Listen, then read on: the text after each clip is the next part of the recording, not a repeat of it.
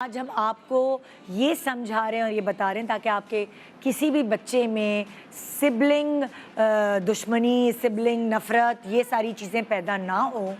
हम तो यही चाहते हैं ना कि हम चले जाएं तो हमारे बाद हमारे बच्चे जुड़ के रहें। और कहते हैं वैसे भी एक माँ जो है वो माला की तरह होती है, बच्चों को आपस में पिरो के रखती है। मगर माँ के जाने के बाद, क्योंकि ये एक हकीकत है कि माँ बाप ने चले जाना है, हमेशा तो नहीं रहना हमारे सरों पर, हमने भी चले जाना है।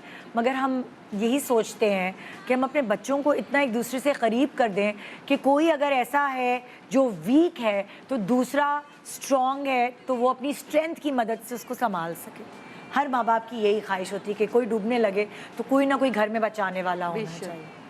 सो हमारे पास यहाँ दो मुख्तलिफ फैमिलीज़ मौजूद हैं जो अपनी फैमिली के बारे में हमें बताएंगी और फिर हम हेल्प आउट करेंगे इनके ज़रिए कि कहाँ किधर कोताही हुई जिसकी वजह से ये हुआ।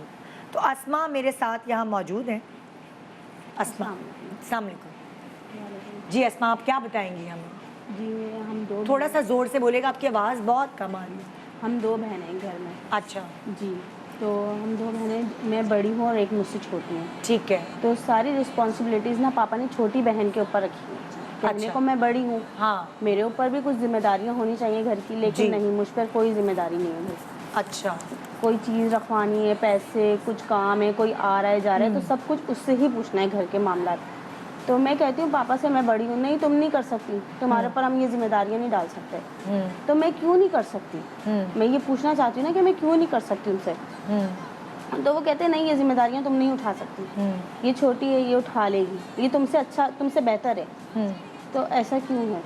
मैं आपको बताऊँ, मैं बड़ी हूँ, मुझसे 1.25 साल छोटी है बहन। हमेशा से मुझे भी ऐसा ही लगता था कि वो समझदार, वो वैसे डील डॉल में भी मुझसे बड़ी लगती है, लेकिन 1.25 साल मुझसे छोटी है। लेकिन हमेशा से ही ऐसा हुआ है, यही वाली जो बात आप करी हैं वो मेरे साथ भी हुई है। मगर ये मुझे खुद भी पता था कि वो मुझसे ज़्यादा समझदार और रिस्पॉन्सिबल है। चाहे वो अम्मी की, अब्बू की हेल्थ की बातें हों, चाहे कोई कागजात रखवाने हों, चाहे कोई बात बतानी हो। मगर मुझे कोई बुरी फीलिंग इसलिए डेवलप नहीं हुई क्योंकि मुझे पता था, मेरे अम्मा बस समझते थे हमारी ये बेटी तो बंगी है, हमारी ये बेटी तो भोली है। मतलब आप प्यार में भोली कह रहे होते थे, लेकिन असल में तो मैं बंगी थी। ठीक है ना? तो घर में किसी को कहीं जाना है तो पापा पहले उससे पूछेंगे तुम चल रही हो हमारे साथ, मुझे नहीं पूछेंगे। अच्छा। अगर कहीं जाना है, हॉस्पिटल या कहीं पर किसी के घर जाना है, कोई आ रहा है, कुछ भी है, तो सबसे पहले उससे पूछा जाएगा भाई घर में ये बंदा आ रहा है, क्या पकेगा, क्या लाना है, क्या नहीं लाना। आप मैरिड हैं? जी। कितना अर्सा हुआ शादी को? मेरी शादी को 5 साल हो गए, उनकी शादी को 6 साल हो गए। तो शादी होकर भी हम एक ही घर में आए हैं। अरे बाप रे। वो देवरानी है आपकी? नहीं, वो जेठानी है। वो जेठानी वहाँ पर भी बड़ी हैं। वो रिश्ता मेरे लिए आया था, लेकिन पसंद करके उनको चले गए थे। अच्छा जी। तो ससुराल में भी ये सास कहती हैं ये मेरी लाडली बहू है, सब, यानी कि वो जो घर में था। अच्छा, अगर इस आग के चश्मे को ना यूं बदल के देखो कि क्या ऐसी चीज़ है मेरी बहन के अंदर जो वो इतनी रिस्पॉन्सिबिलिटी के साथ और चेहरे पे मुस्कुराहट सजा के सबके काम कर रही हो, और चाहे उसका सगा बाप हो, चाहे उसकी सास हो, जो ये कह रही है कि ये मेरी लाडली बहू है। देखिए, अब हम बिल्कुल इस बात को परे करके बात ये करते हैं कि वो आपकी सगी बहन है। ऐसी क्या चीज़ आपको लगता है अपनी बहन के अंदर कि मेरी बहन में ये चीज़ बड़ी बेस्ट चीज़ है जिसकी वजह से वो छा जाती है कहीं? अच्छा, आप बिल्कुल सही कह रही हैं ये। अगर आप ये सोचो, सबको भूल जाओ, लेकिन आप इनसे ये पूछे सोचो, तो सही कि इनको क्या आप लगता ये है? सोचो जब आपको ज़रूरत होती है वो आपके किस तरह काम आती है। कभी आपने बस सारी बातें भूल जाओ कि उसको ही हर जगह पहल मिलता है। आप ये सोचो जब आप तकलीफ़ में होती हो, आपको किसी चीज़ की ज़रूरत होती है तो वो किस तरह आपके काम आती है। कभी सोचा है आपने? कभी नहीं रुख सोचा। देखा? अभी जो मैंने सवाल किया उसका जवाब दे दो कि उसमें क्या बेस्ट चीज़ है। उसमें यही है, अगर मैं किसी तकलीफ़ में या परेशानी में होती हूँ तो वो पूछ लेती है आगे, कोई चीज़ तो नहीं चाहिए, किसी चीज़ की ज़रूरत तो नहीं है।